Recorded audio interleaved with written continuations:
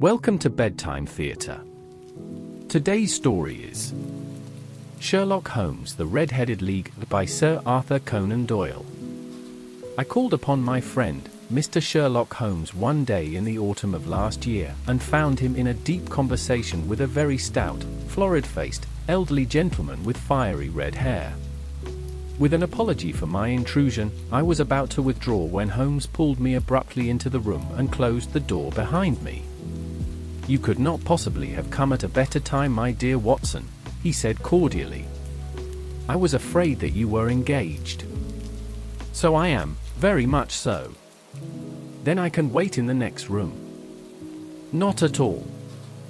This gentleman, Mr. Wilson, has been my partner and helper in many of my most successful cases, and I have no doubt that he will be of the utmost use to me in yours also." The stout gentleman half rose from his chair and gave a bob greeting, with a quick little questioning glance from his small, fat encircled eyes. "Try the settee," said Holmes, relapsing into his armchair and putting his fingertips together, as was his custom when in judicial moods. "I know, my dear Watson, that you share my love of all that is bizarre, outside the conventions and humdrum routine of everyday life. You have shown your relish for it by the enthusiasm which has prompted you to chronicle, and if you will excuse my saying so, somewhat to embellish so many of my own little adventures. Your cases have indeed been of the greatest interest to me," I observed. "You will remember that I remarked the other day, just before we went into the very simple problem presented by Miss Mary Sutherland, that for strange effects and extraordinary combinations, we must go to life itself, which is always far more daring than any effort of the imagination. A proposition which I took the liberty of doubting. You did, Doctor, but nonetheless you must come round to my view, for otherwise I shall keep on piling fact upon fact on you until your reason breaks down under them and acknowledges me to be right. Now, Mr. Jabez Wilson here has been good enough to call upon me this morning, and to begin the narrative which promises to be one of the most singular which I have listened to for some time. You have heard me remark that the strangest and most unique things are very often connected not with the larger but with the smaller crimes, and occasionally, indeed, where there is room for doubt whether any positive crime has been committed. As far as I have heard, it is impossible for me to say whether the present case is an instance of crime or not, but the course of events is certainly among the most singular that I have ever listened to. Perhaps, Mr. Wilson, you would have the great kindness to recommence your narrative. I ask you not merely because my friend Dr. Watson has not heard the opening part, but also because the peculiar nature of the story makes me anxious to have every possible detail from your lips. As a rule, when I have heard some slight indication of the course of events, I am able to guide myself by the thousands of other similar cases which occur to my memory. In the present instance, I am forced to admit that the facts are, to the best of my belief, unique." The portly client puffed out his chest with an appearance of some little pride, and pulled a dirty and wrinkled newspaper from the inside pocket of his greatcoat. As he glanced down the advertisement column, with his head thrust forward and paper flattened out upon his knee, I took a good look at the man and endeavored, after the fashion of my companion, to read the indications which might be presented by his dress or appearance. I did not gain very much by my inspection. However, our visitor bore every mark of being an average commonplace British tradesman, obese, pompous, and slow. He wore rather baggy grey shepherd's check trousers, a not over-clean black frock coat, unbuttoned in the front, and a drab waistcoat with a heavy brassy Albert chain, and a square pierced bit of metal dangling down as an ornament. A frayed top hat and a faded brown overcoat with a wrinkled velvet collar lay upon a chair beside him. Altogether, look as I would, there was nothing remarkable about the man save his blazing red head and the expression of extreme chagrin and discontent upon his features. Sherlock Holmes's quick eye took in my occupation, and he shook his head with a smile as he noticed my questioning glances. Beyond the obvious facts that he has at some time done manual labor, that he takes snuff, that he is Freemason, that he has been in China, and that he has done a considerable amount of writing lately, I can deduce nothing else. Mr. Jabez Wilson started up in his chair, with his forefinger upon the paper, but his eyes upon my companion. "How in the name of good fortune did you know all that, Mr. Holmes?" he asked. "How did you know, for example, that I did manual labor?" "It's as true as gospel, for I began as ship's carpenter." "Your hands, my dear sir." "Your right hand is quite a size larger than your left.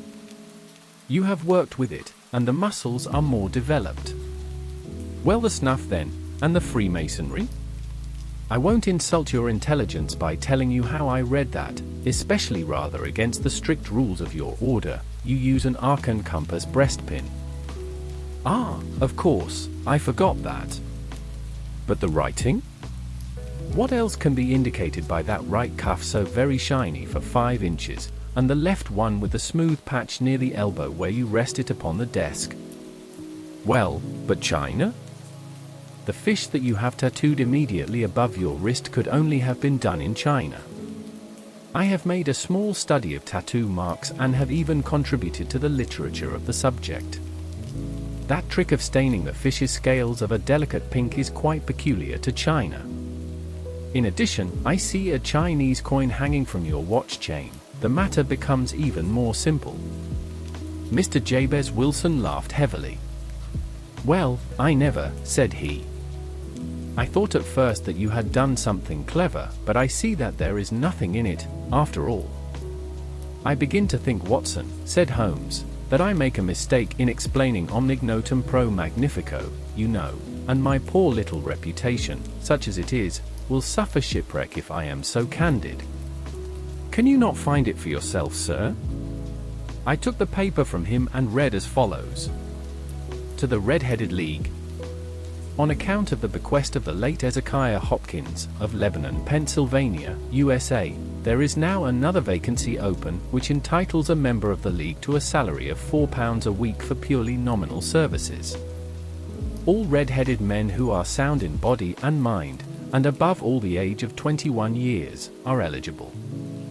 Apply in person on Monday, at 11 o'clock, to Duncan Ross, at the offices of the League, 7 Pope's Court, Fleet Street." What on earth does this mean? I ejaculated after I had twice read over the extraordinary announcement. Holmes chuckled and wriggled in his chair, as was his habit when in high spirits. "It is a little off the beaten track, isn't it?" said he. "And now, Mr. Wilson, off you go at scratch and tell us all about yourself, your household, and the effect which this advertisement had upon your fortunes. You will first make a note, Doctor, of the paper and the date." "It is the Morning Chronicle of April 27, 1890. Just 2 months ago." "Very good. Now, Mr. Wilson?" "Well, it is just as I have been telling you, Mr. Sherlock Holmes," said Jabez Wilson, mopping his forehead. "I have a small pawnbroker's business at Saxe-Coburg Square, near the city. It's not a very large affair, and of late year it has not done more than just give me a living. I used to be able to keep 2 assistants, but now I only keep 1, and I would have a job to pay him, but that he is willing to come for half wages so as to learn the business." "What is the name of this obliging youth?" asked Holmes. "His name is Vincent Spaulding, and he's not such a youth either. It's hard to say his age, Mr. Holmes, and I know very well that he could better himself and earn twice what I am able to give him. But, after all, if he is satisfied, why should I put ideas in his head?" "Why indeed? You seem most fortunate in having an employee who comes under the full market price. It is not a common experience among employers in this age. I don't know that your assistant is not remarkable as your advertisement." "Oh, he has faults too," said Mr. Wilson. "Never was such a fellow for photography. Snapping away with a camera when he ought to be improving his mind, and then diving down into the cellar like a rabbit into its hole to develop his pictures. That is his main fault, but on the whole he's a good worker. There's no vice in him. He is still with you, I presume?" "Yes, sir." He and a girl of 14 years, who does a bit of simple cooking and keeps the place clean. That's all I have in the house. I am a widower and never had any family. We live very quietly, sir, the three of us. We keep a roof over our heads and pay our debts, if we do nothing more. The first thing that put us out was that advertisement. Spaulding came down into the office just this day 8 weeks ago with a very paper in his hand, and he says, "I wish to the Lord, Mr. Wilson, that I was a red-headed man." "Why?" I asked. "Why?" He pointed to the paper. "Look, here's another vacancy on the League of the Red-Headed Men. It's worth quite a little fortune to any man who gets it, and I understand that there are more vacancies than there are men, so that the trustees are at their wits' end what to do with the money. If my hair would only change color, here's a nice little crib all ready for me to step into." "Why, what is it then?" I asked. "You see, Mr. Holmes, I am a very stay-at-home man, and as my business came to me instead of my having to go to it, I was often weeks on end without putting my foot over the doormat. In that way I didn't know much of what was going on outside, and I was always glad of a bit of news." "Have you never heard of the League of the Red-Headed Men?" he asked with his eyes open. "Never." "Why, I wonder at that, for you're eligible yourself for one of the vacancies." "And what are they worth?" I asked. "Oh, merely a couple of hundred a year, but the work is slight, and it need not interfere very much with one's other occupations." Well, you can easily think that made me prick up my ears, for the business has not been over good for some years, and an extra couple of hundred would have been very handy. "Tell me all about it," said I. "Well," said he, showing me the advertisement, "you can see yourself that the League has a vacancy, and there is the address where you should apply for particulars. As far as I can make out, the League was founded by an American millionaire, Ezekiah Hopkins, who was very peculiar in his ways. He was himself red-headed, and he had a great sympathy for all red-headed men, so when he died it was found that he had left his enormous fortune in the hands of trustees, with instructions to apply the interest to the providing of easy berths to men whose hair is of that color.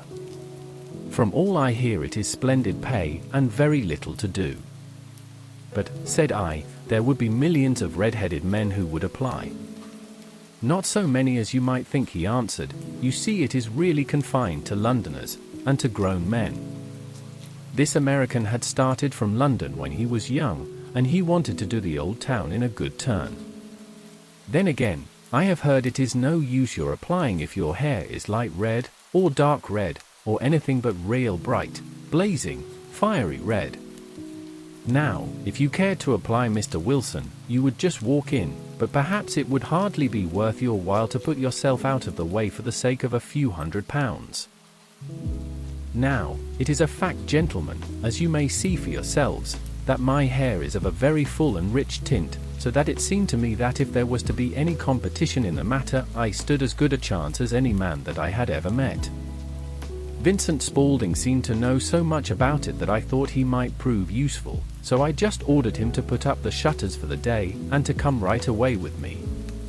He was very willing to have a holiday, so we shut the business up and started off for the address that was given us in the advertisement. I never hope to see such a sight as that again, Mr. Holmes. From north, south, and west every man who had a shade of red in his hair had tramped into the city to answer the advertisement. Fleet Street was choked with red-headed folk, and Pope's Court looked like a coster's orange barrow. I should not have thought there were so many in the whole country as were brought together by that single advertisement. Every shade of colour they were: straw, lemon, orange, brick, Irish setter, liver, clay, but as Spaulding would not hear of it. How he did it I could not imagine, but he pushed and pulled and butted until he got me through the crowd, and right up to the steps which led to the office. There was a double stream upon the stair, some going up in hope, and some coming back dejected, but we wedged in as well as we could and soon found ourselves in the office. "Your experience has been a most entertaining one," remarked Holmes as his client paused and refreshed his memory with a huge pinch of snuff. Pray continue your very interesting statement. There was nothing in the office but a couple of wooden chairs and a deal table behind which sat a small man with a head that was even redder than mine. He said a few words to each candidate as he came up, and then he always managed to find some fault in them which would disqualify them. Getting a vacancy did not seem to be such a very easy matter after all. However, when our turn came, the little man was much more favorable to me than to any of the others, and he closed the door as we entered, so that he might have a private word with us. "This is Mr. Jabez Wilson," said my assistant, "and he is willing to fill a vacancy in the league." "And he is admirably suited for it," the other answered. "He has every requirement. I cannot recall when I have seen anything so fine." He took a step backwards, cocked his head on one side, and gazed at my hair until I felt quite bashful. Then suddenly he plunged forward, wrung my hand, and congratulated me warmly on my success. "It would be injustice to hesitate," said he. "You will, however, I am sure, excuse me for taking an obvious precaution." With that he seized my hair in both his hands and tugged until I yelled with the pain. "There is water in your eyes," said he as he released me. "I perceive that all as is should be. But we have to be careful, for we have twice been deceived by wigs and once by paint. I could tell you tales of cobbler's wax, which would disgust you with human nature." He stepped over to the window and shouted through it at the top of his voice that the vacancy was filled. A groan of disappointment came up from below. There was not a red head to be seen except my own and that of the manager. "My name," said he, "is Mr. Duncan Ross, and I am myself one of the pensioners upon the fund left by our noble benefactor." "Are you a married man, Mr. Wilson? Have you a family?" I answered that I had not, and his face fell immediately. "Dear me," he said gravely, "that is very serious indeed. I am sorry to hear you say that." The fund was, of course, for the propagation and spread of the redheads as well as for their maintenance. "It is exceedingly unfortunate that you should be a bachelor." My face lengthened at this, Mr. Holmes, for I thought that I was not to have the vacancy after all, but after thinking it over for a few minutes, he said that it would be all right. "In the case of another," said he, "the objection might be fatal, but we must stretch a point in favor of a man with such a head of hair as yours. When shall you be able to enter upon your new duties?" "Well, it is a little awkward, for I have a business already," said I. "Oh, never mind about that, Mr. Wilson," said Vincent Spaulding. "I should be able to look after that for you." "What would be the hours?" I asked. 10 to 2. Now a pawnbroker's business is mostly done of an evening, Mr. Holmes, especially Thursday and Friday evening, which is just before payday. So it would suit me very well to earn a little in the mornings. Besides, I knew that my assistant was a good man, and that he would see anything that turned up. "That would suit me very well," I said. "And the pay?" "Is £4 a week." "And the work?" "Is purely nominal." "What do you call purely nominal?" "Well, you have to be in the office, or at least in the building, the whole time. If you leave, you forfeit your whole position forever. The will is very clear upon that point. You don't comply with the conditions if you budge from the office during that time. It's only 4 hours a day, and should I not think of leaving," said I. "No excuse will avail," said Mr. Duncan Ross, "neither sickness nor business nor anything else. There you must stay, or you lose your billet." "And the work?" "Is to copy out the Encyclopedia Britannica. There is the first volume of it in the press. You must find your own ink, pens, and blotting paper, but we provide this table and chair. Will you be ready tomorrow?" "Certainly," I answered. "Then, goodbye, Mr. Jabez Wilson. Let me congratulate you once more on the important position which you have been fortunate enough to gain." He bowed me out of the room, and I went home with my assistant, hardly knowing what to say or do. I was so pleased at my own good fortune. Well, I thought over the matter all day, and by evening I was in low spirits again, for I had quite persuaded myself that the whole affair must be some great hoax or fraud, though what its object might be I could not imagine. It seemed altogether past belief that anyone could make such a will, or that they would pay such a sum for doing anything so simple as copying out the Encyclopedia Britannica. Vincent Spaulding did what he could to cheer me up, but by bedtime I had reasoned myself out of the whole thing. However, in the morning I determined to have a look at it anyhow, so I bought a penny bottle of ink, and with a quill pen and 7 sheets of foolscap paper, I started off for Pope's Court. Well, to my surprise and delight, everything was as right as possible. The table was set out ready for me, and Mr. Duncan Ross was there to see that I got fairly to work. He started me off on the letter A, and then he left me, but he would drop in from time to time to see that all was right with me. At 2 o'clock he bade me good day, complimented me upon the amount that I had written, and locked the door of the office after me. This went on day after day, Mr. Holmes, and on Saturday the manager came in and planked down for golden sovereigns for my week's work.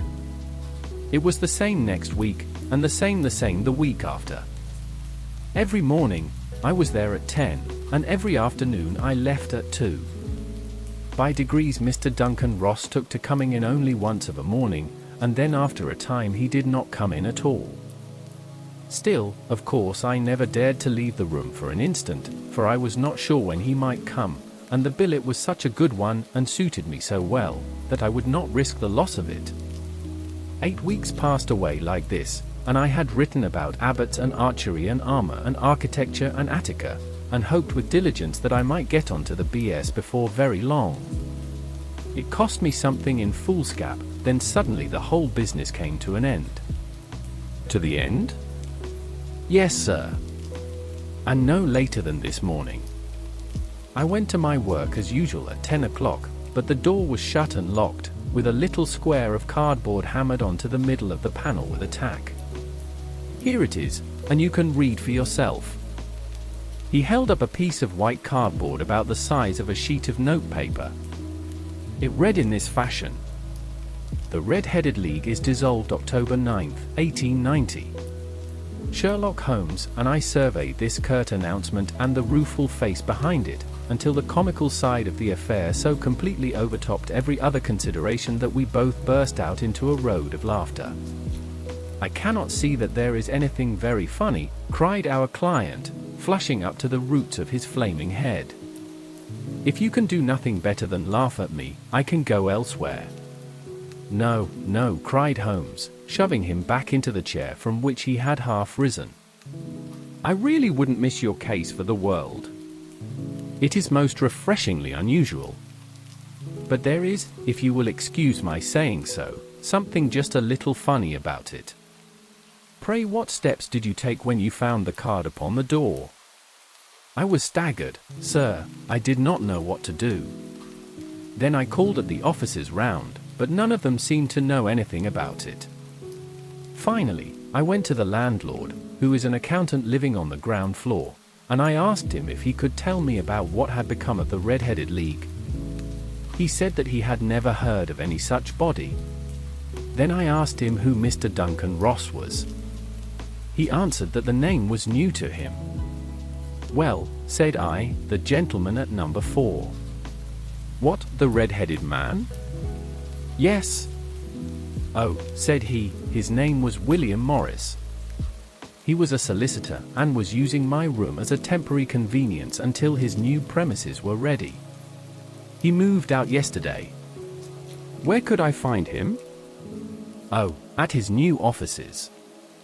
He did tell me the address. Yes, 17, King Edward Street, near St. Paul's." I started off, Mr. Holmes, but when I got to that address it was a manufactory of artificial kneecaps, and no one in it had ever heard of either Mr. William Morris or Mr. Duncan Ross. "And what did you do then?" asked Holmes. "I went home to Saxe-Coburg Square, and I took the advice of my assistant. but he could not help me in any way. He could only say that if I waited, I should hear by post. But that was not quite good enough, Mr. Holmes. I did not wish to lose such a place without a struggle, so, as I had heard that you were good enough to give advice to poor folk who were in need of it, I came right away to you. And you did wisely, said Holmes. Your case is an exceedingly remarkable one, and I shall be happy to look into it. From what you have told me, I think that it is possible that graver issues hang from it than might at first sight appear. Grave enough, said Mr. Jabez Wilson. Why, I have lost £4 a week. As far as you are personally concerned, remarked Holmes, I do not see that you have any grievance against this extraordinary league. On the contrary, you are, as I understand, richer by some £30. To say nothing of the minute knowledge which you have gained on every subject which comes under the letter A. You have lost nothing by them. No, sir. But I want to find out about them, and who they are, and what their object was in playing this prank, if was a prank upon me. It was a pretty expensive joke for them, for it cost them £32. We shall endeavour to clear up these points for you and yours who first called your attention to the advertisement. How long had he been with you? About a month then. How did he come? In answer to an advertisement. Was he the only applicant? No, I had a dozen. Why did you pick him? Because he was handy and would come cheap. At half wages, in fact. Yes. What is he like, this Vincent Spaulding? Small, stout built, very quick in his ways, no hair on his face, though he's not short of 30. Has a white splash of acid upon his forehead. Holmes sat up in his chair with considerable excitement. I thought as much, said he. Have you ever observed that his ears are pierced for earrings? Yes, sir. He told me that a gypsy had done it from him when he was a lad. Said Holmes, sinking back in deep thought. He is still with you? Oh, yes, sir. I have only just left him. And has your business been attended to in your absence? Nothing to complain of, sir. There's never very much to do of a morning. That will do, Mr. Wilson. I shall be happy to give you an opinion upon the subject in the course of a day or two. Today is Saturday, and I hope that by Monday we may come to a conclusion. That will do, Mr. Wilson. I shall be happy to give you an opinion upon the subject in the course of a day or two. Today is Saturday, and I hope that by Monday we may come to a conclusion. Well, Watson, said Holmes when our visitor had left us, what do you make of it all? I make nothing of it, I answered frankly. It is a most mysterious business. As a rule, said Holmes, the more bizarre a thing is, the less mysterious it proves to be. It is your commonplace, featureless crimes which are really puzzling, just as a commonplace face is the most difficult to identify. But I must be prompt over this matter. What are you going to do then? I asked. To smoke, he answered. It is quite a three-pipe problem, and I beg that you won't speak to me for 50 minutes. He curled himself up in his chair, with his thin knees drawn up to his hawk-like nose, and there he sat with his eyes closed and his black clay pipe thrusting out like the bill of some strange bird.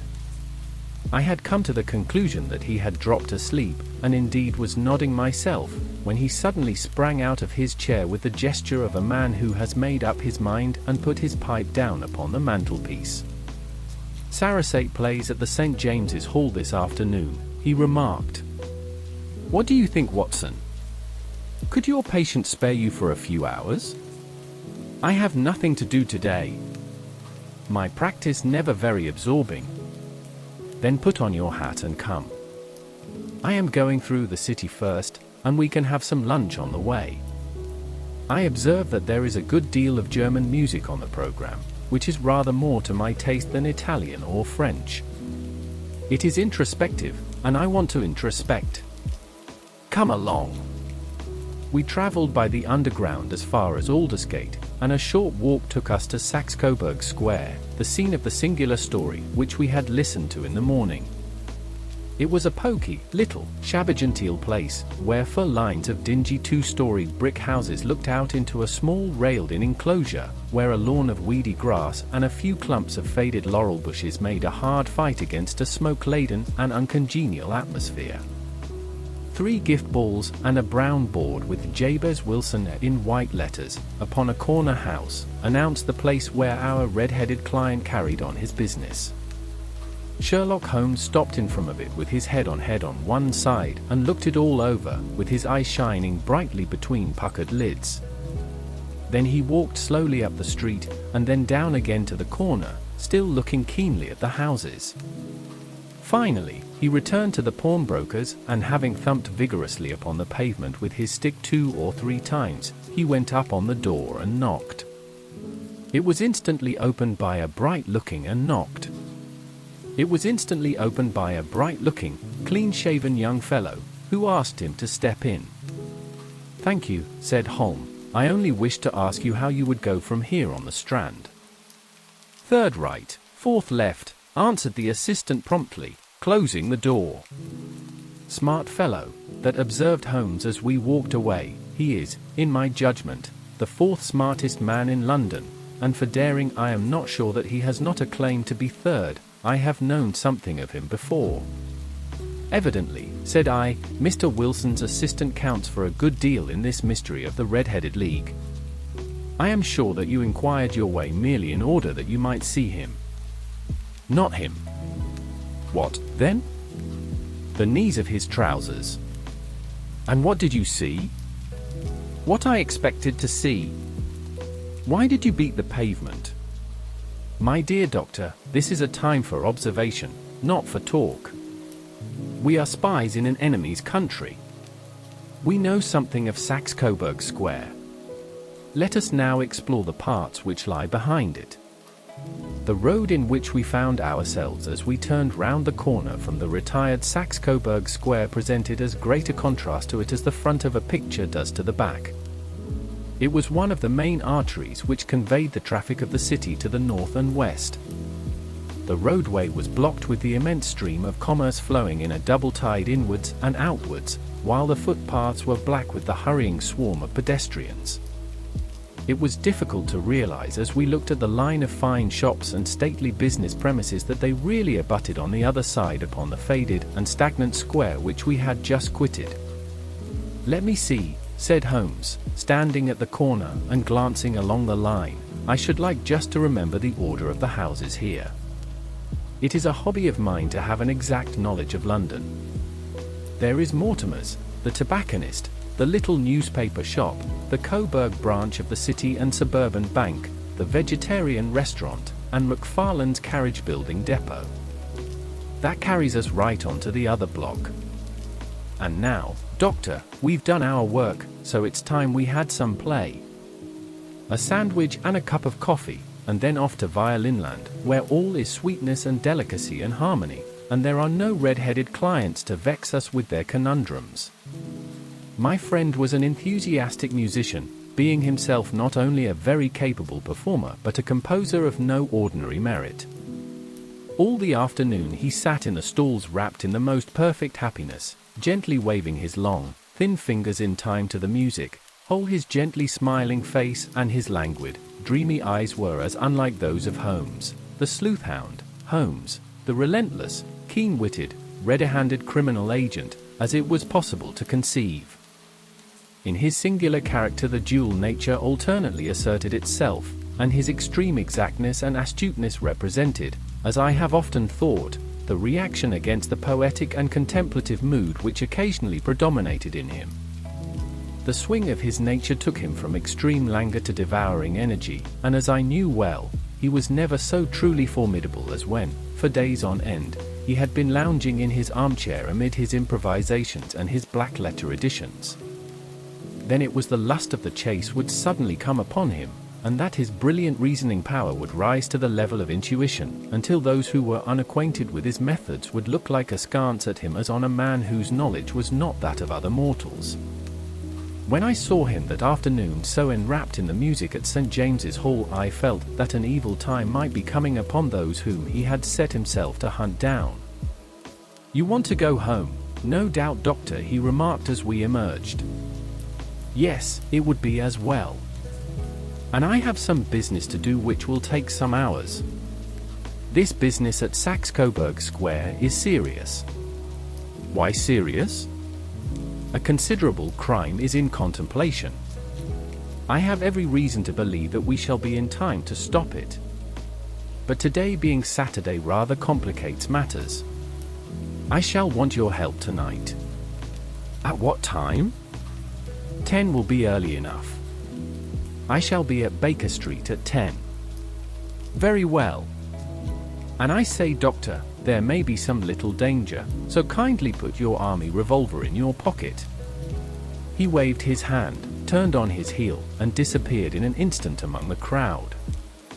I trust that I am not more dense than my neighbors, but I was always oppressed with a sense of my own stupidity in my dealings with Sherlock Holmes. Here I had heard what he had heard, I had seen what he had seen, and yet from his words it was evident that he saw clearly not only what had happened, but was about to happen, while to me the whole business was still confused and grotesque. As I drove home to my house in Kensington, I thought over it all, from extraordinary story of the red-headed copier of the encyclopedia down to the visit to Saxe-Coburg Square and the ominous words with which he had parted from me. What was this nocturnal expedition, and why should I go armed? Where were we going, and what were we to do? I had the hint from Holmes that this smooth-faced pawnbroker's assistant was a formidable man, a man who might play a deep game. I tried to puzzle it out, but gave it up in despair and set the matter aside until night should bring an explanation. It was 9:15 when I started from home and made my way across the park, and so through Oxford Street to Baker Street. 2 hansoms were standing at the door, and as I entered the passage, I heard the sound of voices from above. On entering his room, I found Holmes in animated conversation with 2 men, one of whom I recognized as Peter Jones, the official police agent, while the other was a long, thin, sad-faced man, with a very shiny hat and oppressively respectable frock coat. "Ha, our party is complete," said Holmes, buttoning up his pea jacket and taking his heavy hunting crop from the rack. "Watson, I think you know Mr. Jones, of Scotland Yard? Let me introduce you to Mr. Merryweather, who is to be our companion in tonight's adventure." "We're hunting in couples again, Doctor, you see," said Jones in his consequential way. "Our friend here is a wonderful man for starting a chase. All he wants is an old dog to help him to do the running down. I hope a wild goose may not prove to be the end of our chase," observed Mr. Merryweather gloomily. "You may place considerable confidence in Mr. Holmes, sir," said the police agent loftily. "He has his own little methods, where are, if he won't mind my saying so, just a little too theoretical and fantastic, but he has the makings of a detective in him. It is not too much to say that once or twice, as in that business of the Sholto murder and the Agra treasure, he has been more nearly correct than the official force." "Oh, if you can say so, Mr. Jones, it is all right," said the stranger with deference. "Still, I confess that I miss my rubber. It is the first Saturday night for 27 years that I have not had my rubber." "I think you will find," said Holmes, "that you will play for a higher stake tonight than you have ever done yet, and that the play will be more exciting. For you, Mr. Merryweather, the stake will be some £30,000, and for you, Jones, it will be the man upon whom you wish to lay your hands. John Clay, the murderer, thief, smasher, and forger. He's a young man, Mr. Merryweather, but he is at the head of his profession, and I would rather have my bracelet on him than on any criminal in London. He's a remarkable man, John Clay. His grandfather was a royal duke, and he himself has been to Eton and Oxford. His brain is as cunning as his fingers, and though we meet signs of him at every turn, we never know where to find the man himself. He'll crack a crib in Scotland one week and be raising money to build an orphanage in Cornwall the next. I've been on his track for years and have never set eyes on him yet. I hope that I may have the pleasure of introducing you tonight. I've had one or two little turns also with Mr. John Clay, and I agree with you that he is at the head of his profession. It is past 10, however, and quite time that we started. If you two will take the first hansom, Watson, and I will follow in the second." Sherlock Holmes was not very communicative during the long drive and lay back in the cab humming the tunes which he had heard in the afternoon. We rattled through an endless labyrinth of gaslit streets until we emerged into Farrington Street. "We are close there now," my friend remarked. "This fellow Merriweather is a bank director and personally interested in the matter. I thought it as well to have Jones with us also. He is not a bad fellow, though an absolute imbecile in his profession. He has one positive virtue. He is as brave as a bulldog and as tenacious as a lobster if he gets his claws upon anyone.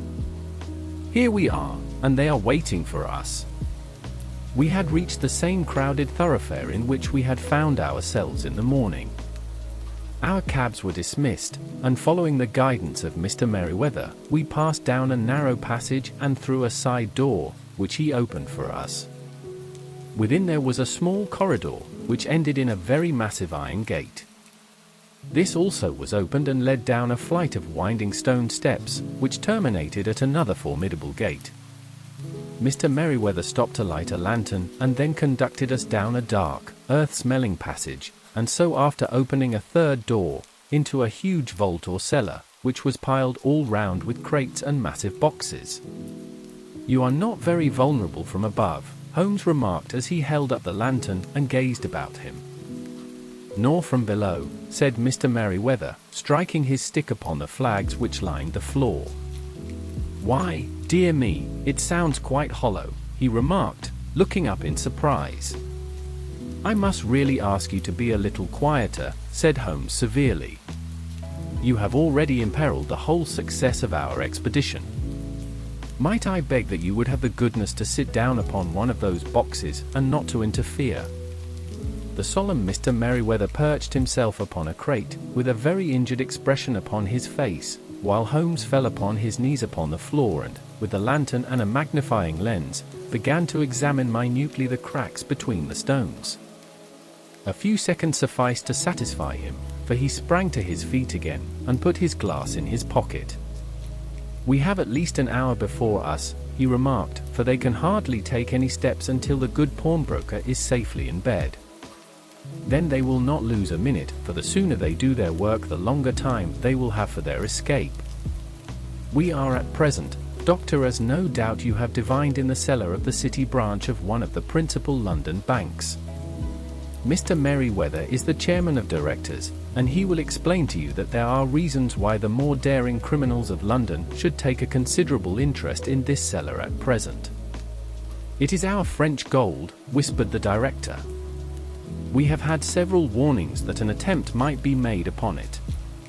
"Your French gold?" "Yes.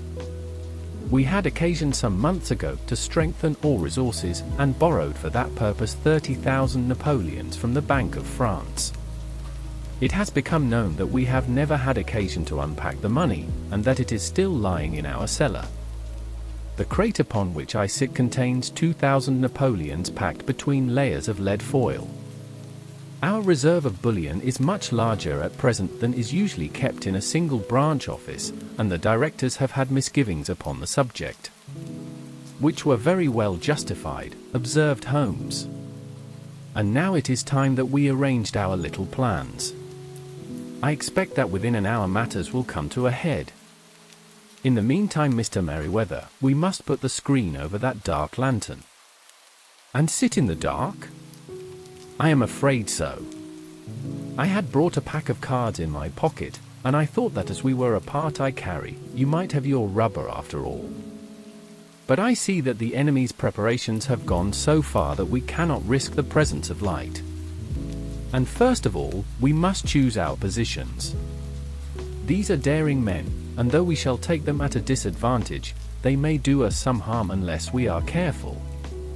I shall stand behind this crate, and do you conceal yourselves behind those.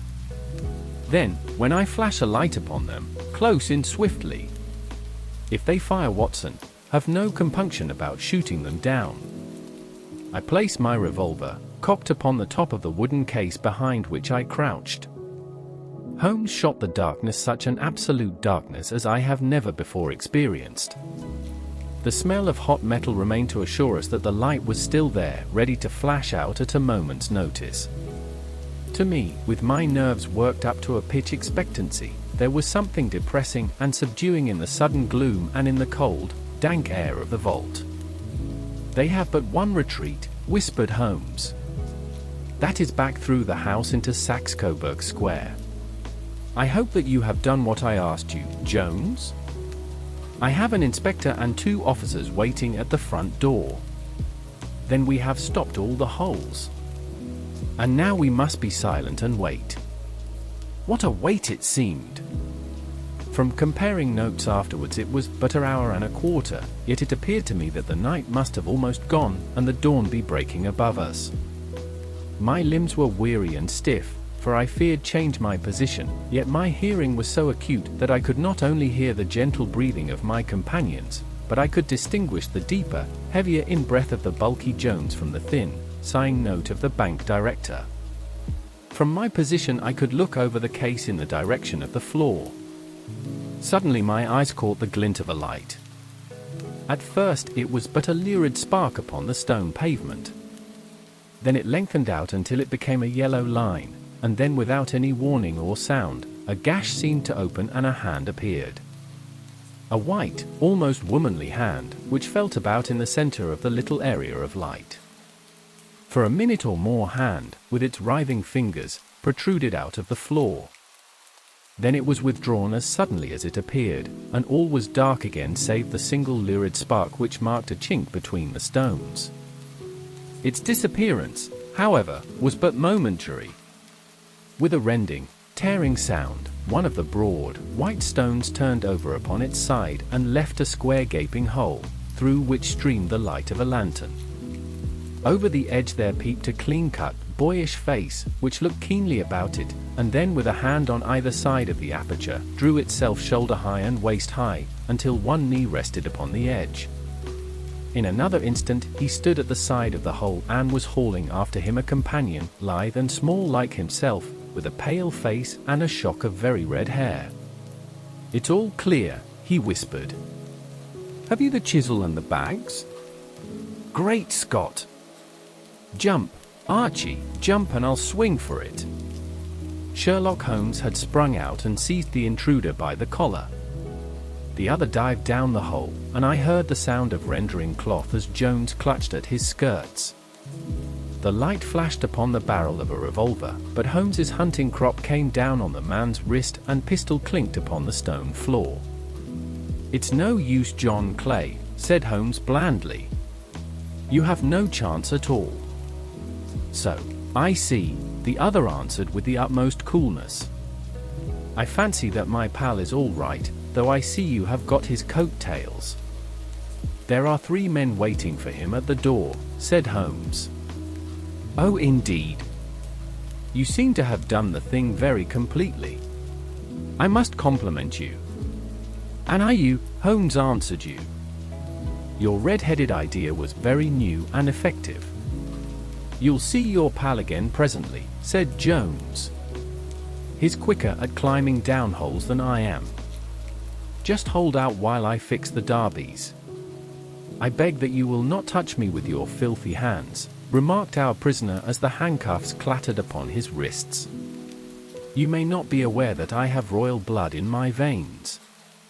Have the goodness, also, when you address me always to say sir and a please dot." "All right," said Jones with a stare and a snigger. "Well, would you please, sir, march upstairs, where we can get a cab to carry your highness to the police station?" "That is better," said John Clay serenely. He made a sweeping bow to the 3 of us and walked quietly off in the custody of the detective. "Really, Mr. Holmes," said Mr. Merriweather as we followed them from the cellar, "I do not know how the bank can thank you or repay you. There is no doubt that you have detected and defeated in the most complete manner one of the most determined attempts at bank robbery that have ever come within my experience. I have had 1 or 2 little scores of my own to settle with Mr. John Clay," said Holmes. "I have been at some small expense over this matter, which I shall expect the bank to refund, but beyond that I am amply repaid by having had an experience which is in many ways unique, and by hearing the very remarkable narrative of the Red-Headed League. You see, Watson," he explained in the early hours of the morning as we sat over a glass of whiskey and soda in Baker Street, "it was perfectly obvious from the first that the only possible object of this rather fantastic business of the advertisement of the League, and the copying of the encyclopedia, must be to get this not over bright pawnbroker out of the way of managing it, but really, it would be difficult to suggest a better. The method was no doubt suggested to Clay's ingenious mind by the color of his accomplice's hair. The £4 a week was a lure which must draw him, and what was it to them, who were playing for thousands? They put in the advertisement, 1 rogue has the temporary office, the other rogue incites the man to apply for it, and together they managed to secure his absence every morning in the week. From the time I heard of the assistant having come for half wages, it was obvious to me that he had some strong motive for securing the situation." "But how could you guess what the motive was?" "Had there been women in the house, I should have suspected a mere vulgar intrigue. That, however, was out of the question. The man's business was a small one, and there was nothing in his house which could account for such elaborate preparations and such an expenditure as they were at. It must, then, be something out of the house. What could it be? I thought of the assistant's fondness for photography, and his trick of vanishing into the cellar. The cellar! There was the end of this tangled clue. Then I made inquiries as to this mysterious assistant and found that I had to deal with one of the coolest and most daring criminals in London. He was doing something in the cellar, something which took many hours a day for months on end. What could it be, once more? I could think of nothing save that he was running a tunnel to some other building. So far I had got when we went to visit the scene of action. I surprised you by beating upon the pavement with my stick.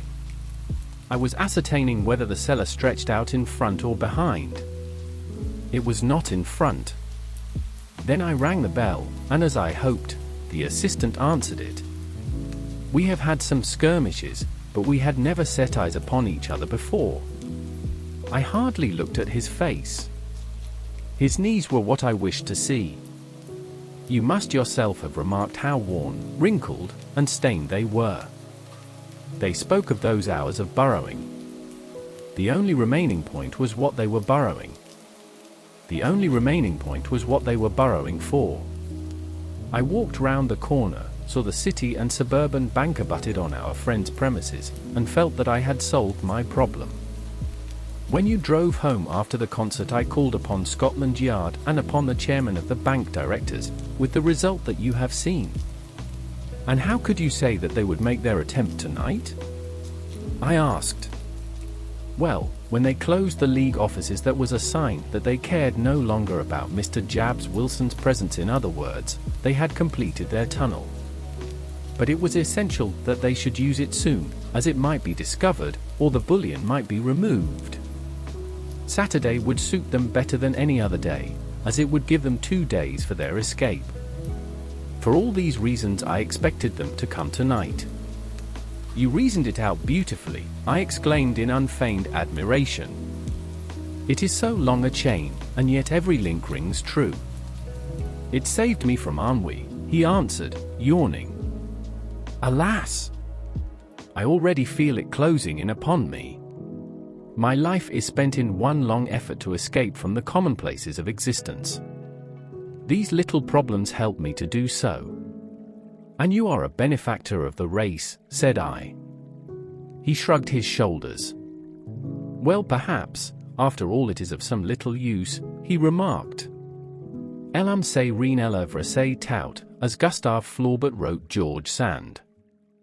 Thank you for listening. Join me next time for Sherlock Holmes and Dr. Watson in A Case of Identity. Be sure to like, subscribe, and turn on your notifications so you do not miss any of the exciting stories read on this channel.